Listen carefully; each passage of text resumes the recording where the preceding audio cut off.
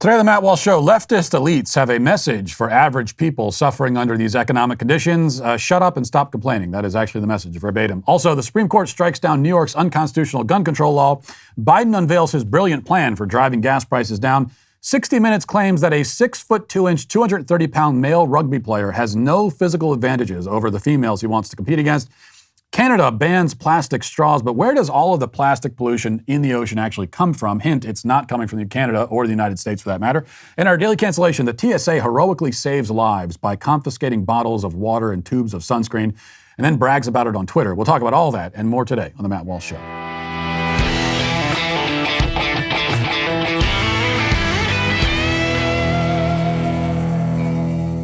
Well, life is already complicated. What if getting term life insurance to protect your family could be easy, though? Fabric has moved life insurance all online, so getting a policy that's right for your family is not complicated at all. Fabric was built specifically for parents to help you manage your family's financial future like a parenting pro, stress-free. Fabric's new lower prices mean significant savings over other providers with great policies like $1 million in coverage for less than $1 a day. Everything is on your schedule with Fabric because it's all online. Less than 10 minutes to apply, and you can be offered coverage instantly with no health exam required. Then just personalize your quote to fit your family's needs. It's as simple as that. With Fabric's online hub, it's easy to track your family finances all in one place.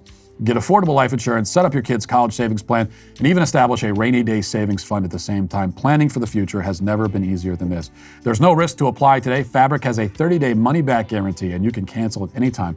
Protect your family with term life insurance now in just 10 minutes. Apply today at meetfabric.com/Walsh. That's meetfabric.com/Walsh to start protecting your family today. MEET. Fabric.com/Walsh. Fabric Insurance Agency policies issued by Vantis Life, not available in New York and Montana. Prices subject to underwriting and health questions. If we could say that anything good has come from the cavalcade of economic catastrophes that we now face, thanks to the Biden regime, it's maybe the clarity that the situation has offered. The clarity is not exactly worth the price we're paying for it, but you have to look for silver linings anywhere you can find them these days. And this has certainly been a clarifying moment. As regular people suffer from high gas prices, inflation, other severe financial strains, the Democrat Party, what used to be seen as and still bills itself as the party of the working man, has thoroughly demonstrated its total disdain for working class people. And I mean disdain in the dictionary definition sense of the term. To have disdain for someone is to feel that the person is unworthy of consideration. You may not be directly trying to hurt them, or maybe you are, but the general attitude is that the person suffering is just irrelevant to you. And that's been the Biden administration's approach. You've heard over and over again over the past few weeks and months from various officials that the record high gas prices are actually a wonderful opportunity to switch over to electric vehicles and other green transportation options. The pain you're feeling is worth it in the long run, as it may help their cultural agenda, help advance it, they say.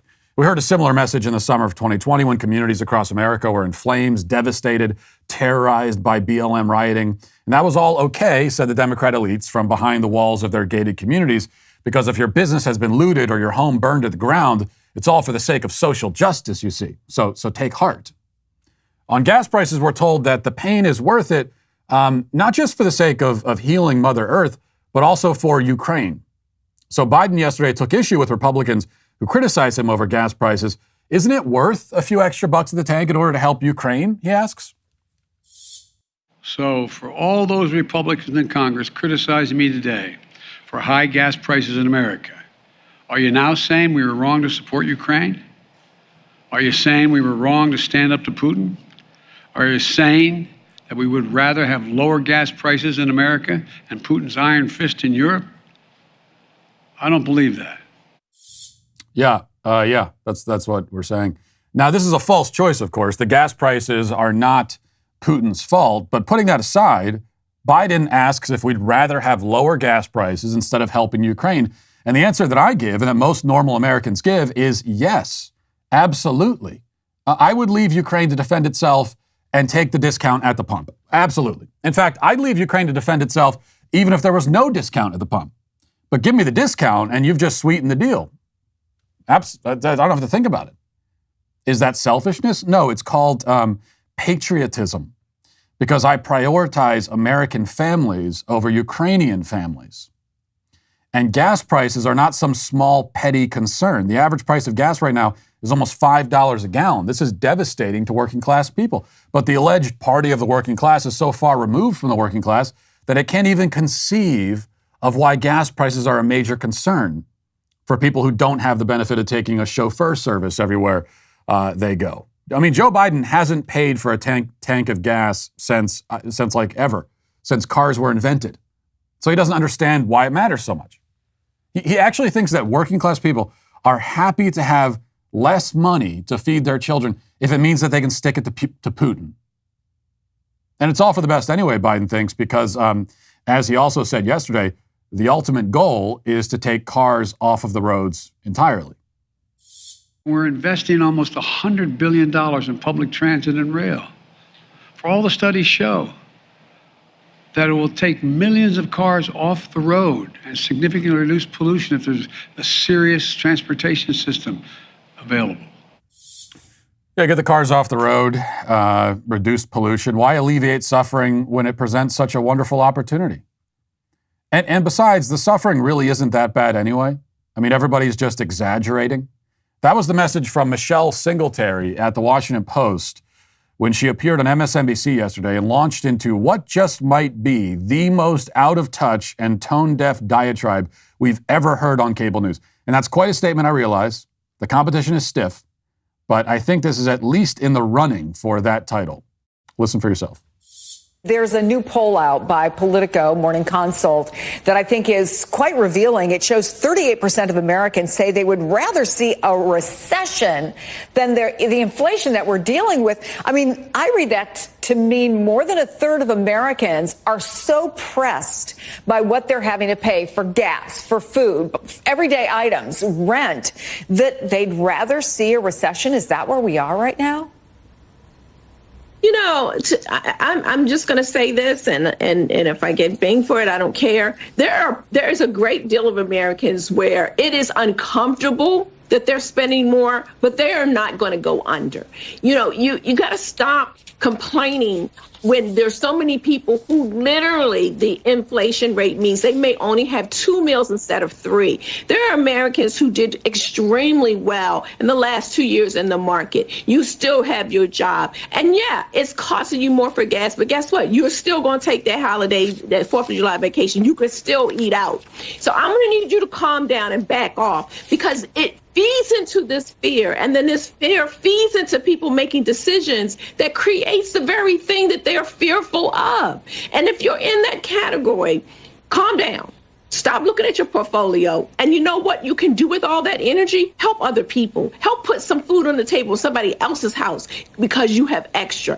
Now, the other half of America, anything that we can do to help them to get to the job that they need to keep, to put that food on their table, those are the folks that we need to concentrate on. And if they are responding to this survey saying that they're afraid, I get that. But overall, many Americans are not suffering as much as they think they are. Amazing. Why do they always have such annoying voices is the question. So calm down, back off. You're not suffering as much as you think you are, she says. Now, make no mistake, she's not directing this message at millionaires. She says that half of the country is still doing well. This is half of the country. Overall, we're fine, she claims. Quit your belly aching. Now, tough talk like this is pretty rare from the left. You're not suffering as much as you think you are. When's the last time you've ever heard anyone on the left say something like that? And there are many contexts when it should be said, and it certainly will not be said. It's quite instructive to see just when they start speaking this way and who they are speaking to when they do. This is the clarity the moment offers us. Leftist elites are saying out loud on camera the kinds of things they usually only mutter under their breath or say to each other when nobody else is around. So what drives this? I mean, what drives this, what is really just a disregard for human suffering? As much as these people talk about lived experience, why don't they seem to actually care much about other people's lived experience, so-called? Of course, it has a lot to do with the fact that these people live in a bubble, they're insulated, they're walled off from the average people whose lives they seek to control and govern and manipulate. That's a part of it. That's not the whole story. The other part of the story is that the rules of intersectionality demand that they siphon out their compassion based on race, gender, sexual orientation, and so on. They can care or pretend to care about certain protected classes of people and certain favored groups, but they have to be careful not to accidentally express any concern for the unfavored classes, particularly straight white men. I mean, they wouldn't want anyone to get caught in the faux compassion crossfire. And then the other thing to keep in mind is that, and this may be the most important aspect, is that the left has no concept of inherent human dignity. Any true compassion or concern for your fellow man must spring from your recognition of and belief in your fellow man's human worth and dignity. But there is no shared human dignity on the left. Our worth is subjective, conditional, highly mutable, subject to change. So all that's left then is to virtue signal, to put on a show of compassion. But when the circumstances really call for it, when the chips are down, they turn their back and tell us to stop whining and to simply suffer for the greater good, which is to say their own good, of course. Now let's get to our 5 headlines.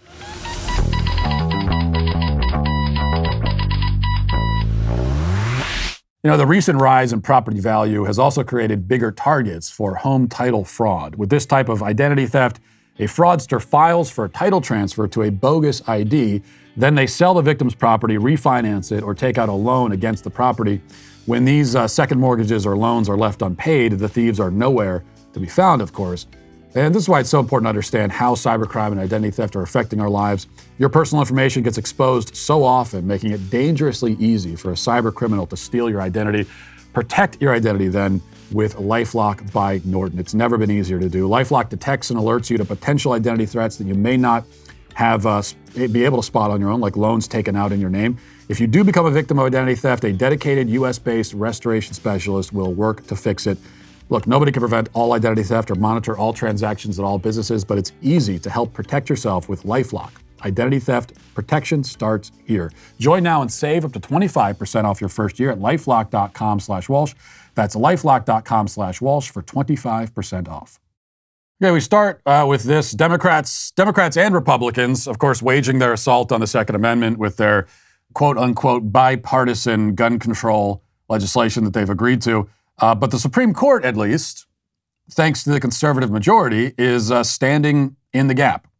And we await now for these red flag laws to make their way up to the Supreme Court so that, you know, Clarence Thomas and company can have their say in it. But for now, we have this decision from the Supreme Court. We're still waiting on the Roe v. Wade decision. So that was not announced today. I think it has to be tomorrow. They usually make the announcements. They announce their decisions on Tuesdays and Wednesdays, or rather Tuesdays and Thursdays, and they added an extra day on Friday. And so I think the assumption probably is that since they've announced their decisions in most of the cases that they heard for this this time around, the assumption is that they're going to announce it tomorrow and then skip out of town. But anyway, this was a case that people were waiting for. Not quite as much as Roe v. Wade, but still a really important case. And here is from NPR. They have the report. It says the U.S. Supreme Court, in a 6-3 opinion, ruled that New York's restrictions on the concealed carry of firearms in public violates the Second Amendment. The opinion, written by Justice Clarence Thomas, invalidates the state's requirement for people to show proper cause to get public carry licenses. Writing for the conservative majority, Justice Thomas said, quote, the exercise of other constitutional rights does not require individuals to demonstrate to government officers some special need. The Second Amendment right to carry arms in public for self-defense is no different. New York's proper cause requirement violates the 14th Amendment by preventing law-abiding citizens with ordinary self-defense needs from exercising their right to keep and bear arms in public. Meanwhile, writing for the court's 3 liberals, Justice Stephen Breyer wrote, quote, in applying that approach to New York's law, the court fails to correctly identify and analyze the relevant historical facts. Only by ignoring an abundance of historical evidence supporting regulations restricting the public carriage of firearms can the court conclude that New York's law is not consistent with the nation's historical tradition of firearm regulation. And of course, what they're always worried about is, well, the historical, at least in this case, they're worried about the quote-unquote historical tradition. And when they say historical, they mean over the past few years. What they're not so worried about is the actual Constitution itself.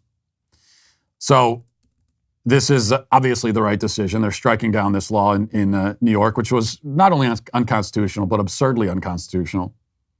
that in order to exercise one of your fundamental basic rights as an American, which our founding fathers found to be so important that they put it at number 2 on the list, right behind the freedom of expression, freedom of religion, freedom of speech.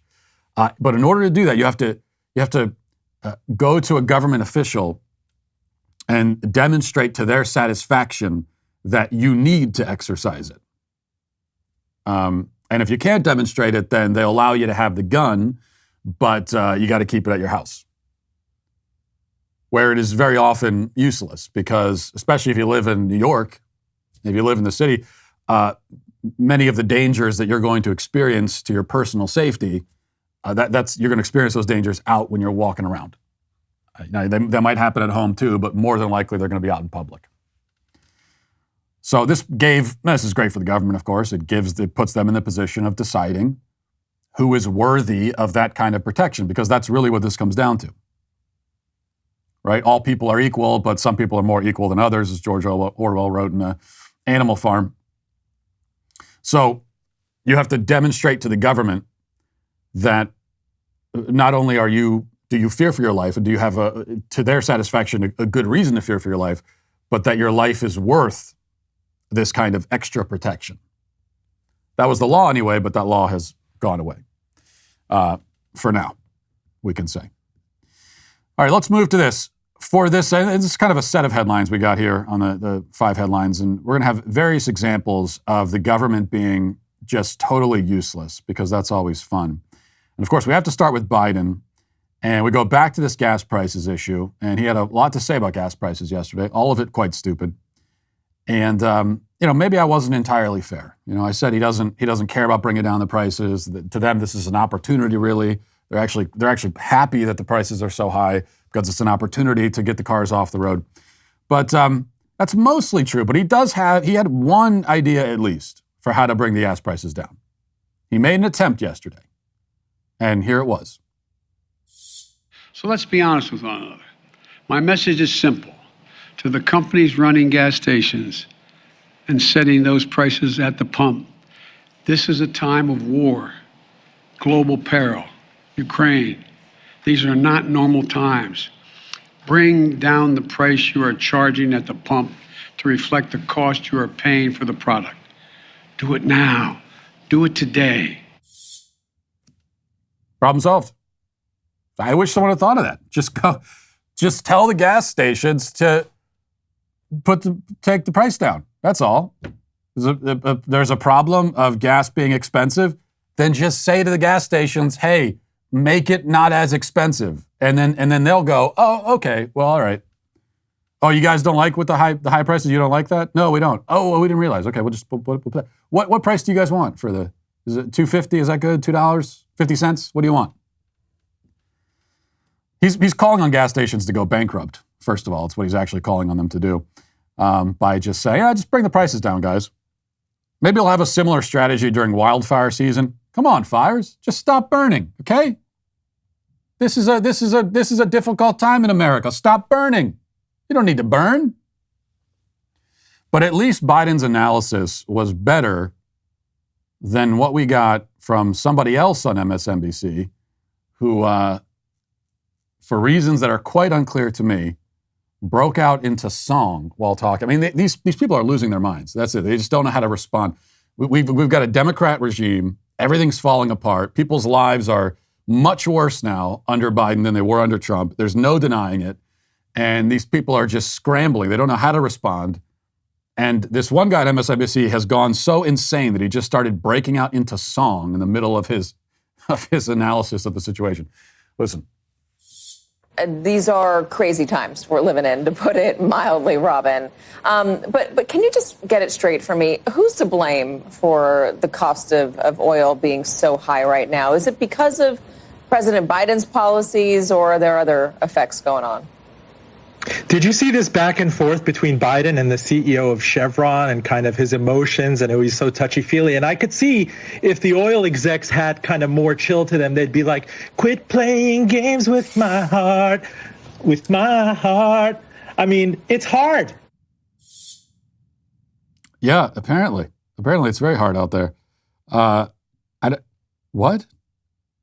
not exactly sure what he was going for there, but I think it's mainly just, as I said, that they're scrambling. They don't know what to say and what to do. And that's always going to be the case when you've got a Democrat administration that's failing this miserably, this utterly. But even more so when you consider that he's taking the place of Donald Trump. I mean, Donald Trump was literally Hitler, right? Remember? And he's the worst president we've ever had, according to them. And he's made our lives so terrible. But the left, they had to spend a lot of time during Trump's administration, especially pre-COVID, right? Trying to convince us that our lives were being made worse by Trump himself, and even during COVID, actually. They had to convince us that Trump himself was making our lives worse. Because it wasn't really obvious to anybody. We're living our lives, we don't really see the connection. But with Trump, with Biden, there's a very clear connection. He got into office and things went to hell. It's pretty clear. And that has happened in ways that affect people every single day. And they don't know what to do, so they're just singing. I guess that's the way to go. Here's some more government uselessness. This is a report from the Daily Wire. It says, President Biden's administration will impose restrictions on the amount of nicotine in cigarettes and tobacco products. The Office of Information and Regulatory Affairs, a division within the Office of Management and Budget, issued a statement on Tuesday regarding the proposal, saying this proposed rule is a tobacco product standard that would establish a maximum nicotine level in cigarettes and certain finished tobacco products because tobacco-related harms primarily result from addiction to products that repeatedly expose users to toxins. FDA would take this action to reduce the addictiveness to certain tobacco products, thus giving addicted users a greater ability to quit. And it's kind of interesting to see them doing this. You know, they're going after not just cigarettes, continuing this war on cigarettes, which, you know, meanwhile, the rate of smoking of cigarettes has declined dramatically over the years, which is good. And at this point, if you're still choosing to smoke, I mean, everyone knows what you're getting into. When you pick up a cigarette, everybody knows. They've got it. We all, as kids, we sat through all the PSAs and everything, all the warnings about cigarettes, and they've got the big messages right on the carton. This will kill you. You will die. And so people know what they're getting into, I think, at this point. But also, while they're launching this continued campaign against cigarettes, and then they throw in, e-cigarettes and vaping and those sorts of things. Meanwhile, in a lot of American cities now, you know, they're setting up stations for you to go and shoot up heroin. So, you know, the hard drugs, people are using those at record rates. And even marijuana. I mean, you can't walk through a city anymore without every city that I've been to, certainly over the last year, while we were filming What is a Woman, you know, many things. It was a revelatory experience going through all these cities and talking to people. And part of it also was just the fact that every single city, everywhere, just reeks of weed everywhere you go. Everyone's walking around high all the time. And marijuana is the least of it, right, along with all the other hard drugs. So that's happening. Not a lot's being done to curb it. In fact, not only are they not curbing it, but in many of these cities, again, they're actually facilitating the use of these drugs, but they're going after cigarettes and vaping, because that makes a lot of sense. Speaking of things that make sense, the Rugby League has now banned males from competing against females in international competition. And 60 Minutes Australia did a story about this. And I want to play this story for you. And if you're only listening to the audio, you're not going to be able to fully appreciate this because you got to see the video. So go to YouTube or go to dailywire.com and watch the video too. This is not supposed to be a parody. They interview Hannah Mounsey, who's a male who identifies as a woman, plays rugby, is now going to be excluded from a lot of these competitions, a lot of these rugby matches. And you're supposed to watch this interview and think that Hannah Mounsey is the victim and that it's absurd that he would be excluded.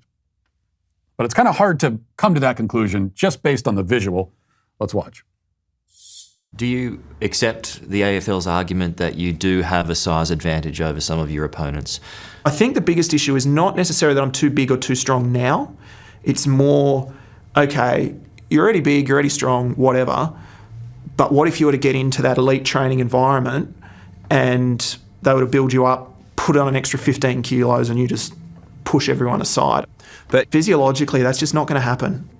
The people who seem to have the biggest problem with this is male administrators, but the female competitors haven't raised their voices at all. Lisa Watson knows better than most what Hannah's going through. She's a doctor who specialises in transgender health issues and is also a transgender athlete. After 2 years of hormone replacement therapy, she says Hannah's body has no residual benefits from her time as a male.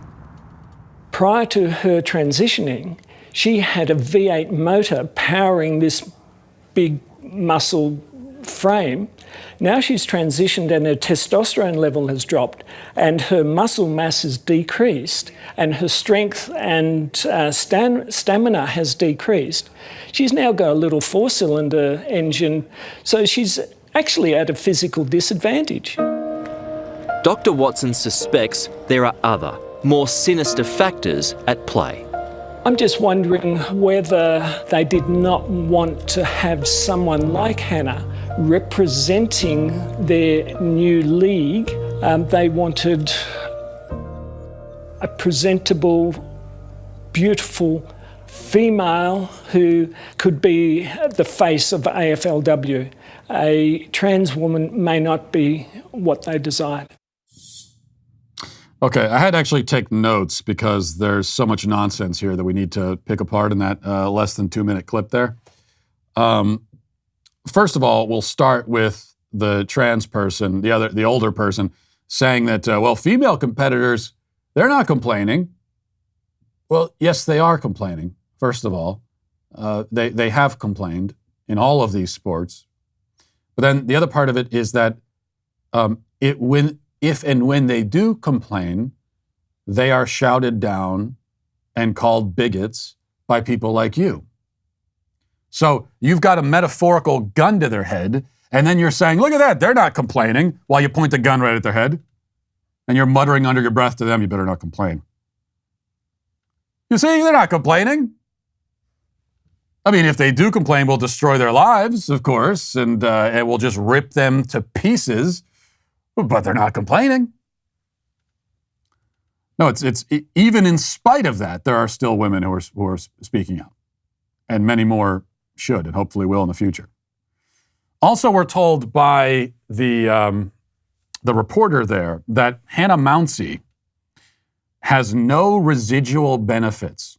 And again, you have to see the visual to really appreciate this. And in fact, you can go to Google and just look up Hannah Mouncey. And to see the spectacle of this guy competing against women in rugby, it's ridiculous. Another thing from the left, where when you first see it, you think it must be a joke. This must be no, this is real. Hannah Mouncey, in spite of all the hormone suppressants and everything else, Hannah Mouncey is 6'2". Hold on, I just had it up here. I want to get Hannah Mouncey's statistics. Okay. 6'2", 220 pounds. No residual benefits in rugby against women. What's the average height and weight of a female? 5 feet 4 inches and 170 pounds. Okay. 5 feet 4 on average versus 6'2", 220 pounds versus 170 on average. No residual benefits. It's just total absurdity. The truth is right there in front of your face, as always, and you're looking right at it, and they are telling you, no, that doesn't exist. It's like you're standing in front of a brick wall. Okay, and Hannah Mouncey is basically a brick wall compared to these women that he's competing against. But it's as though you're standing in front of a brick wall and actually banging your head against it, and they're sitting there telling you, oh, that brick wall doesn't exist. No, it doesn't. It's actually not there. And you're supposed to just accept that. Oh, okay. And then the other part of this too, I mean, we could talk about just how dishonest and disingenuous all this is. Women aren't complaining. Yeah, but when they do, you destroy them. No residual benefits. That's ridiculous. And we can talk about all those issues. But also, I don't want to gloss over just the how they sort of casually admit the ways that this so-called gender transition destroys your body. So you have this other guy just casually admitting this. Oh, well, he's been on all these drugs and everything, so he's a lot weaker. He's not as powerful. Well, I assure you, his body's been destroyed by transition, and that's supposed to be a good thing. Now, I agree with that. I don't deny that. They are correct that when you get on the hormone drugs and everything else, and you start the transition, you are destroying your body. And you are, whether you're a man or a woman, you are depriving yourself of many of the benefits of being a man or a woman. You're taking away a lot of the inherent power that you would have in that identity as a male or a female. You're stripping all of that away, and in return, you're getting nothing. So a woman, as she transitions, she takes away her female form, her breasts, her ability to conceive children.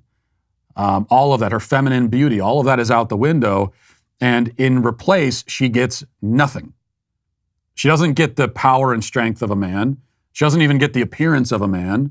She doesn't get the biological capacities and abilities of a male. She gets none of that. So she's lost much of what makes her a woman, though she still is a woman. And she gets none of what makes a man, and she just ends up with nothing. So it's a bargain where you give up everything and you get nothing in return. Like a literal deal with the devil is what it is. And it's the same thing for a man. And they admit that like they're proud of it. Like it's a good thing. No, what you're describing, that's all the more reason why this doctor should not be doing this to people. And they get away with that. Like they can, most of the time they will admit, or rather they will refuse to admit that gender transition destroys the body. The only time they'll admit it is in this context, when they're trying to defend the idea of males competing against females in sports. And then they'll freely admit it and say, oh no, his body's completely ruined. I assure you, everything's fine. Absolutely grotesque. This is from CNBC. It says Canada is banning the manufacture and import of single-use plastics by the end of the year. The government announced on Monday in a major effort to combat plastic waste and address climate change. The ban will cover items like checkout bags, cutlery, food serviceware, and of course straws. That's a big part of this.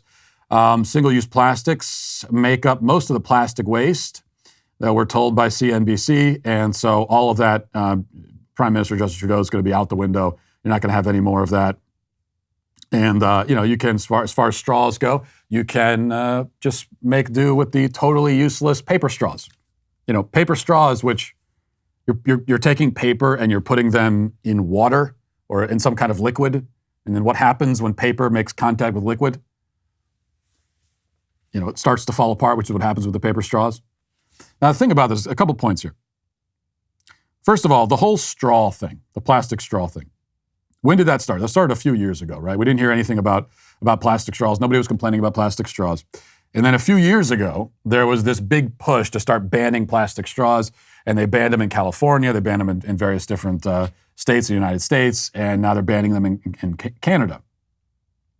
Well, why did it start? I mean, why did we start caring all of a sudden about plastic straws, of all things? Well, that goes back to, and you could still see this statistic being bandied about.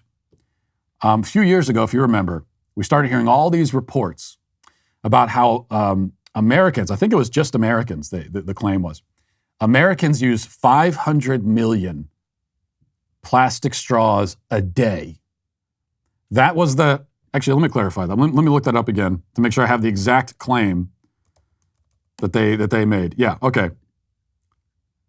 500 million plastic straws every day. That's the claim. And I'm looking right now at the National Park Service on their website, and they still have this claim up there. 500 million plastic straws every day. And that was the jumping off point for this campaign to ban straws because 500 million plastic straws a day, that's it's astronomical. It's unbelievable, right? They're talking about billions over the course of just not a few years. You're talking about billions and trillions of straws. Well, here's the problem, that the 500 million straws a day was a statistic invented by a 9-year-old. A 9-year-old was doing some sort of project for school and came up with this idea that we use 500 million straws a day. And he came to this by doing a brief phone survey of a few people. And then from there, the 9-year-old extrapolated that we use 500 million straws a day. And that claim, which again was invented by a 9-year-old, is still used now to justify banning plastic straws. The National Park Service has it front and center right on their website. Now, this has already been debunked. It's like we shouldn't need to debunk it. This is a 9-year-old. And I mean, all due respect to 9-year-olds. I have two 9-year-olds myself. But I'm not going to trust them with statistics. They're not very, when it comes to statistics, they, I think, lack some perspective. And of course, we don't use 500 million straws a day. How could we possibly? That's like every single American is using almost 2 straws every single day. Meanwhile, I think I've used like 2 straws in the last 10 years of my life. Who's using all these straws? But getting away from the straws for a second, because that's just totally invented. Plastic straws are not really a big problem. They've got, you look at all the waste and garbage and everything and the pollution and the litter. Plastic straws make up a very small amount of it. I mean, these days, a lot of the littering and waste, a lot of that, those are the disposable, non-biodegradable masks that they had everybody in for 2 years. Not a lot of concern for the environment with that. But with plastic in general, here's a fact that everybody should realize. Most of the plastic in the world's oceans comes from Asia and Africa, okay? In fact, when it comes to plastic pollution, when I say most, I'm almost kind of understating it. 95% of the problem stems to Asia and Africa. And there are like 10 rivers in Asia and Africa that account for almost all of this. Okay, countries like China, Indonesia, Vietnam, Thailand, the Philippines, and then countries in Africa too. They account for 95% of the problem. And it's not even just those continents. It's like 10 rivers in those continents create this problem. And why is that? Well, because in some of these countries, they use their rivers like garbage conveyor belts. And they just dump their trash and their waste and their human waste too, and it funnels and flows right out into the ocean. That's 95% of the problem. And that means that all the rest of the world, we account for 5% of the plastic waste. The United States, and our entire hemisphere, accounts for less than 5% of the problem. And of that 5%, how much of it goes back to plastic straws? It's a lot less than 1%, I can tell you that. Now, does that mean that we should do nothing at all? Does that mean that we're completely off the hook? Does that mean that we have a lot of ground to make up, so we might as well just start dumping stuff in our rivers, because it's not going to make a difference? Should we be doing that? No, of course not. We shouldn't be littering. You should be responsible with your own waste and your own garbage. I totally believe that.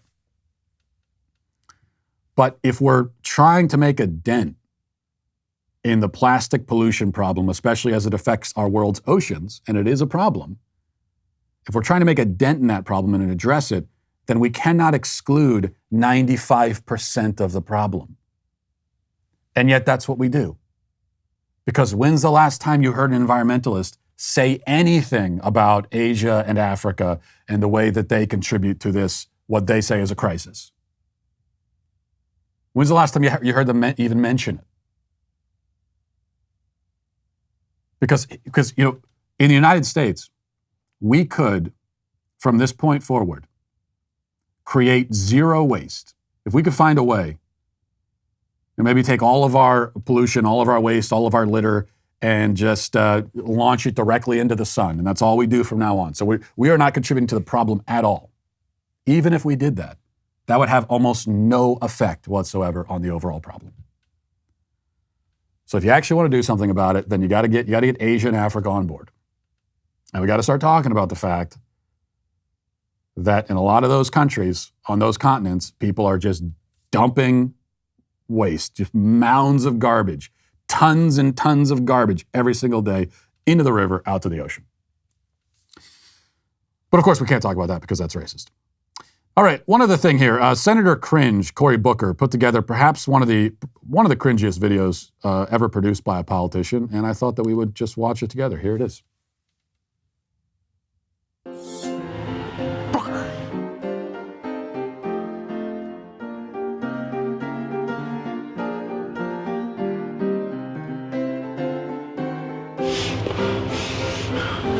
Tester.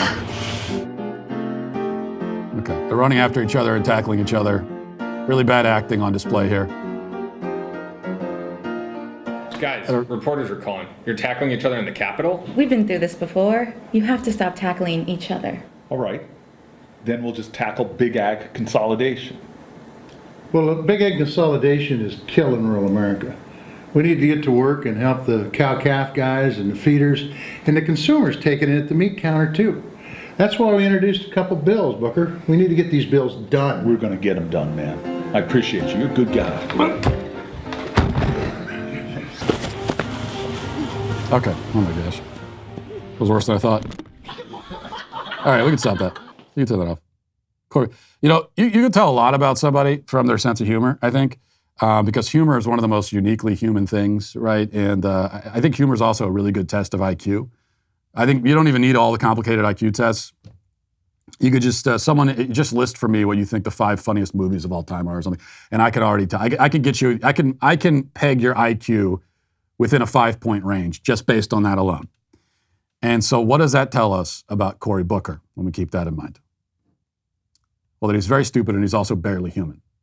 Although I did appreciate this. So Cory Booker's fans, he has fans, they loved this video. They thought it was very hilarious. And there was this one tweet from someone who said, "This is the funniest video you'll ever see about antitrust legislation in the food and agriculture industries." And you know what? She's right. I mean, I'll give him that at least. It is definitely the funniest video I've ever seen about antitrust legislation in the food and agricultural industry. So, got to hand it to it, at least for that. As we've already reviewed today on the show, gas prices are up and they're only going to go higher. And as far as the Biden administration is concerned, you are on your own. But luckily, there is at least one company looking to help. It's called Upside. It's the Upside app. My listeners are earning cash back for every gallon of gas every time they fill up. Just download the free Upside app in the App Store or Google Play right now. Use promo code Walsh for 25 cents per gallon or more on your first fill up. Cash back. It's as simple as that. Don't pay full price at the pump anymore. Get cash back using Upside. Just download the app for free and use promo code Walsh for 25 cents per gallon or more on your first tank. And it's not just for gas. You can get cash back at grocery stores, restaurants, with takeout food as well. And you can cash out anytime to your bank account or an e-gift card for select retailers and brands. All upside, no downside. Just download the free Upside app and use promo code Walsh to get that 25 cents per gallon or more cash back on your first tank. Again, that's code Walsh with the Upside app. Now let's get to our comment section. If you're a man, it's required that you grow a beard. Hey, we're the Sweet Baby Gang.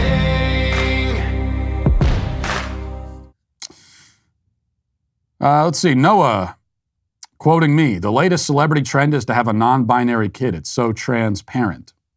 Even if he didn't mean for it to be, that was one of the best puns I've heard in a while. I want to claim credit for that. Okay, I did. That was 100% intentional. Okay, that was a pun intended moment. And I was pretty proud of it. But then I thought it would be more effective if I don't stop and ask for acknowledgement with my transparent pun. But then after the fact, I thought, well, I don't know, I think I played that too cool and people are going to think I did it by accident.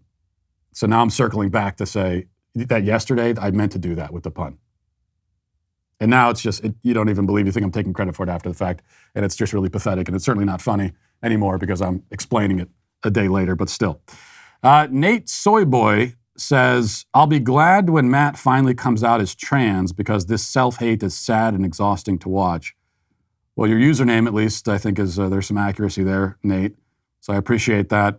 I always find this interesting from the left when they do this thing. You know, if you're talking about gender, you're talking about LGBT, anything like that, they say, oh, you're only doing that because you're really trans or you're actually gay, you're in the closet.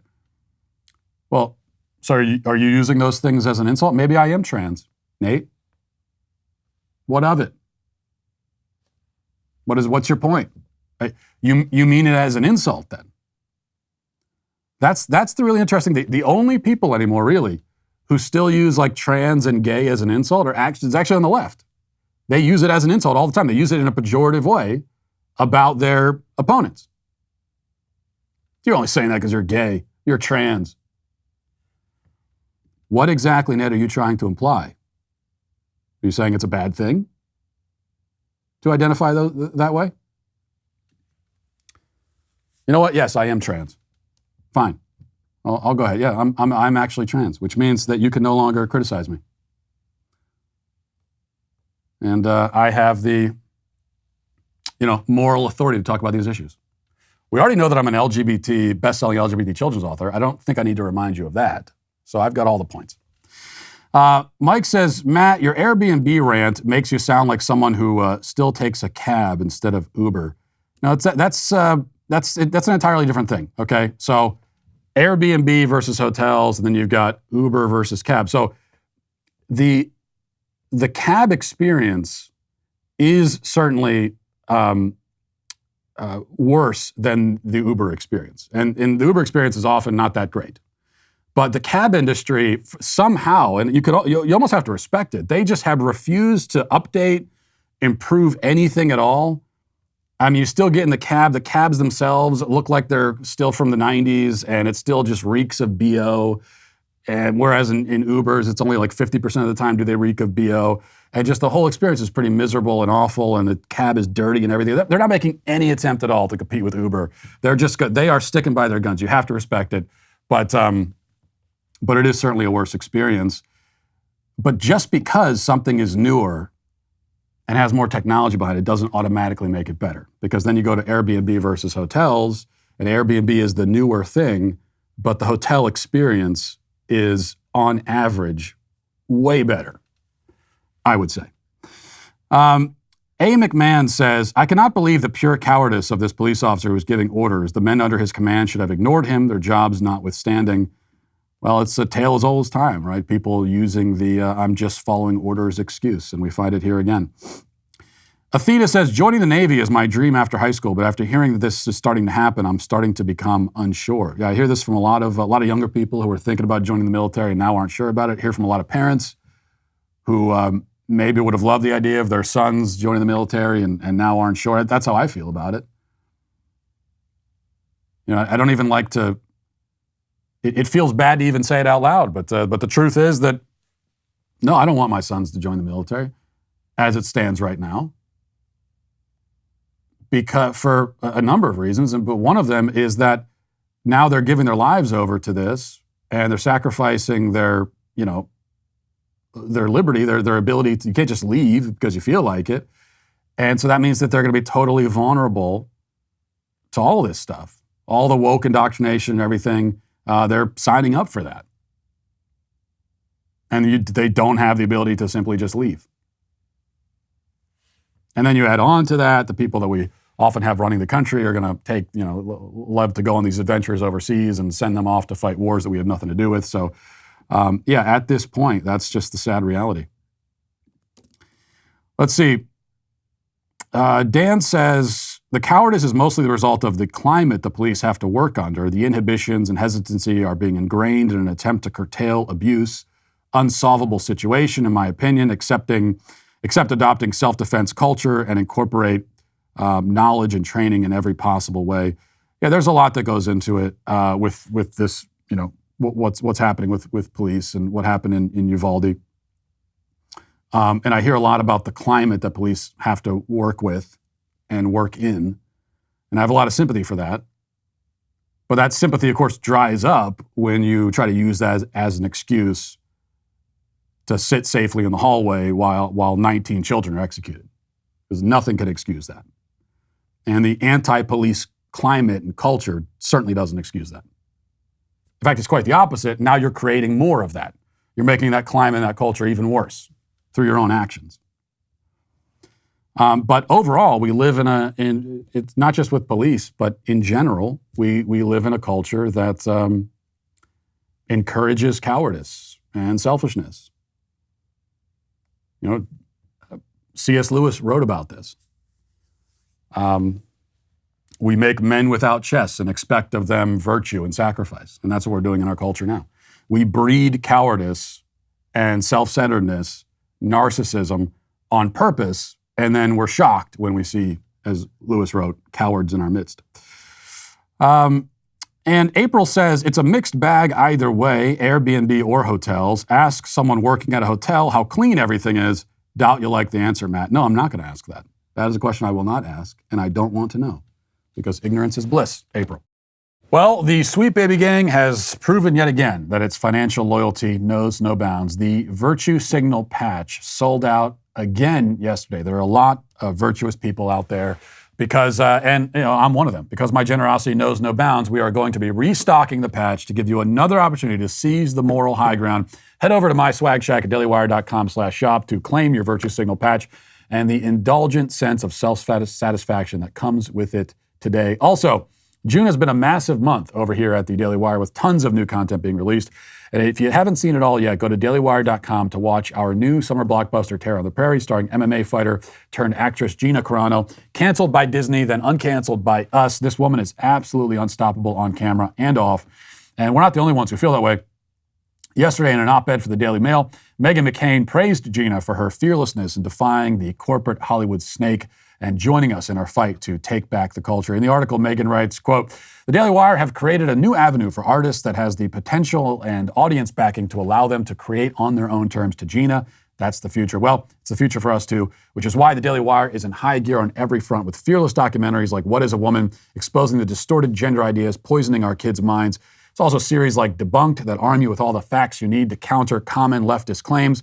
All of this is yours when you become a member at the Daily Wire. Just go to dailywire.com/Walsh. Use code Walsh for 25% off your new membership right now. Now let's get to our daily cancellation.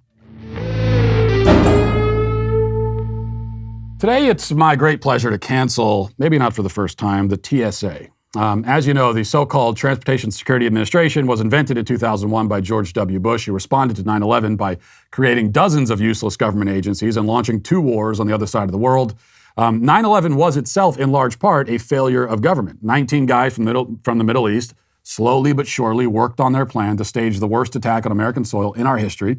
They planned and trained for it in our own country, and none of our intelligence or law enforcement agencies did a thing to stop it. And they all knew that some kind of big attack was coming. But there was no competent or organized effort to figure out what it would be or to prevent it. The attack was entirely preventable by the agencies that already existed and through the security processes that were already in place. But all of them failed, and they failed spectacularly. They failed in every possible way. And as punishment for the government's failure, it only grew larger, gave itself more money, granted itself more power. If a dozen government agencies failed to stop 9/11, the thinking went, well, let's just form a dozen more, while doing absolutely nothing at all to fix the problems in the first dozen. And if the security screenings we already had in place didn't work, let's just make the security process more complicated and extravagant and inconvenient, while doing absolutely nothing at all to address the reasons for its failure in the first place. This is the way the government operates. And that is why the TSA was created. The agency now has some 47,000 employees stretched out across all 50 states. In the latest federal budget, it was awarded $10 billion. And this is a $1.4 billion increase over the previous year. Overall, over the past 20 years, the TSA has used up about $140 billion of taxpayer money. And that's to say nothing of all the many billions of hours of lost productivity the TSA has eaten up while we're all standing around in line doing the security theater hokey pokey while being sexually molested by overweight rent-a-cops. But look on the bright side. This whole charade might be grotesquely wasteful and pointless and gratuitous, and it might be a blatant infringement on your constitutional rights for agents of the state to treat you like a suspected terrorist just because you want to board an airplane, but at least they're keeping us safe. That is, they're keeping us safe from liquids, gels, and aerosols, which is essentially all the TSA actually does now. They build giant collections of confiscated lotion, bottled water, and tubes of toothpaste. They can't explain why they're confiscating these items. They can't tell you exactly what risk is posed by a can of deodorant that exceeds the arbitrary cutoff of 3.4 ounces. But whatever the threat is, we're being saved from it. And the TSA, they're quite proud of this. Yesterday, Lisa Farbstein, who is the TSA spokeswoman and somehow has the perfect name for a TSA spokeswoman, gleefully bragged on Twitter about all of the oversized gels and lotions the TSA had confiscated at just one airport in Syracuse over a 3-day span. Here's her tweet. She said, along with a picture of their winnings, display of oversized liquids, gels, and aerosols that travelers had in their carry-on bags at the Syracuse airport, TSA checkpoint, in a 3-day span. The limit for liquids through a checkpoint is 3.4 ounces. Now, as you can see there, our protectors at the TSA heroically saved us from countless bottles of Deer Park water, several containers of Vaseline, a collection of toothpaste tubes, 4 or 5 snow globes somehow, and even one jar of chunky peanut butter. That last one may have been a terrorist planning a mass attack against people with peanut allergies. You never know. And hopefully the peanut butter bandit was detained by the TSA and then shipped down to Gitmo for interrogation. We can only hope. All in all, I think we can agree that this haul is certainly worth $140 billion. Now, I said before that nobody can explain why these items aren't allowed through security. It's true that nobody at the TSA can explain it, but there is a reason, ostensibly. The real reason why we spend billions of dollars and billions of hours collecting and throwing away bottles of water and jars of Vaseline is that in 2006, a suspected terrorist in Britain named Abdullah Ahmed Ali was caught on surveillance cameras drilling a hole into a bottle of water, which he potentially intended to fill with explosive liquid and then potentially wanted to detonate on a plane. And he was arrested before the plan could be taken into action, so nothing actually happened. But that's the reason why you can't take your Dasani through security. It's because one suspected terrorist in another country 15 years ago drilled a hole into a water bottle. Same thing with shoes, by the way.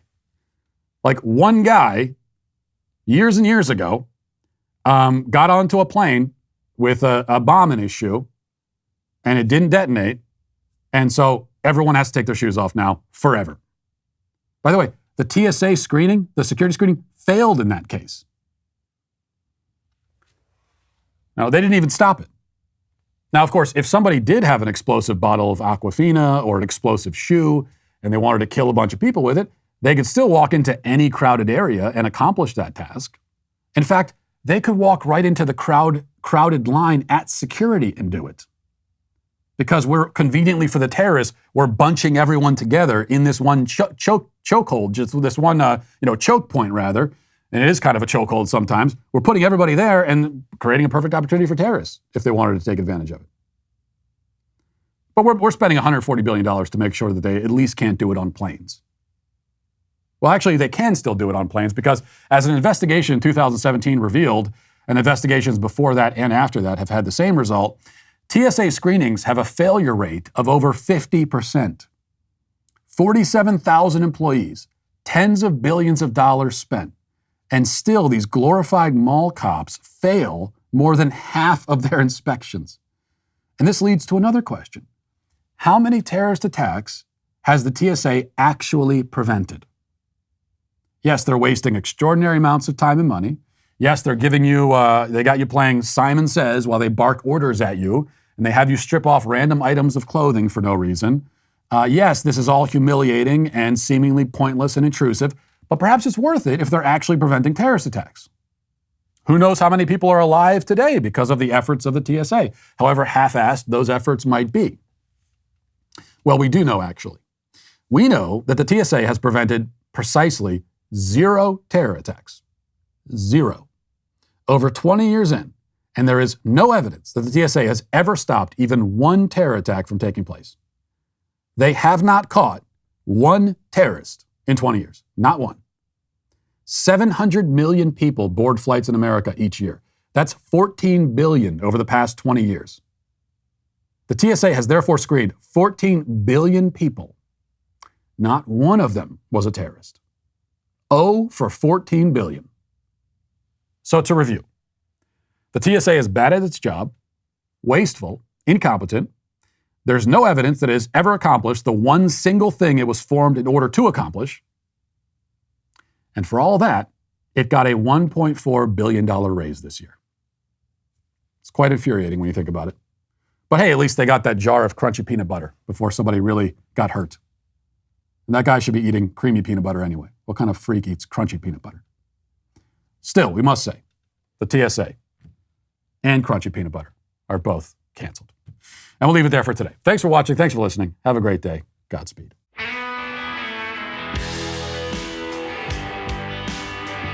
The Matt Walsh Show is produced by Sean Hampton, executive producer Jeremy Boring. Our supervising producer is Mathis Glover, production manager Pavel Vodowski. Our associate producer is McKenna Waters. The show is edited by Robbie Dantzler. Our audio is mixed by Mike Coromina, and hair and makeup is done by Cherokee Hart. The Matt Walsh Show is a Daily Wire production, copyright Daily Wire 2022. Hey there, this is John Bickley, Daily Wire editor-in-chief and co-host of Morning Wire. On today's episode, the Senate reaches a deal on gun control, consumers face even higher prices on homes, cars, and food, and the Supreme Court defends using vouchers for religious schools. Join us and get the facts first on the news you need to know with our show, Morning Wire.